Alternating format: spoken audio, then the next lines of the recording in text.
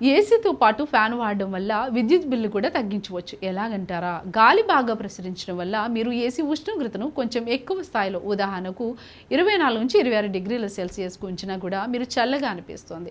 ఏసీని తక్కువ ఉష్ణోగ్రత ఉంచితే ఎక్కువ విద్యుత్ ఖర్చు అవుతుంది. ఫ్యాన్ సహాయంతో మీరు ఏసీ పనితీరును అడ్జస్ట్మెంట్ చేసి విద్యుత్ వినియోగాన్ని తగ్గించవచ్చు. అంతేకాకుండా ఫ్యాన్ గాలికి మీ శరీరంలో ఉన్న చెమటను ఆవిరి చేస్తుంది. గది ఉష్ణోగ్రత కొంచెం ఎక్కువగా ఉన్నప్పటికీ మీకు హాయిగా చల్లగా అనిపిస్తుంది. ఫ్యాన్ చల్లని గాలిని గది అంతటా త్వరగా వ్యాపింప చేయడంలో సహాయపడుతుంది. దీనివల్ల ఏసీ కంప్రెసర్పై ఎక్కువ ఒత్తిడి ఉండదు. ఏసీ ఒక నిర్దిష్ట ఉష్ణోగ్రతను చేరుకోవడానికి ఎక్కువసేపు పనిచేయాల్సిన అవసరము ఉండదు. ఇది ఏసీ యూనిట్ యొక్క జీవితకాలాన్ని పెంచడానికి సహాయపడుతుంది. ఏసీ తక్కువ సమయం పనిచేయడం వల్ల దానిలోని భాగాలు అరగడం కూడా తగ్గుతోంది. ఏసీతో పాటు ఫ్యాన్ వాడడం వల్ల కొన్ని లాభాలు ఉన్నప్పటికీ కొన్ని జాగ్రత్తలు తీసుకోవడం ముఖ్యం. ఫ్యాన్ కేవలం మన శరీరాన్ని చల్లబరుస్తుంది, గది ఉష్ణోగ్రతని కాదు. కాబట్టి గదిలో ఎవరూ లేనప్పుడు ఫ్యాన్ వేయడం వల్ల విద్యుత్ వృధా అవుతుంది.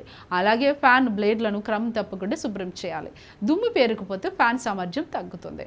వేసవిలో ఫ్యాన్ అపసవ్య దిశలో తిప్పితే చల్లని గాలి నేరుగా కిందికి వస్తుంది.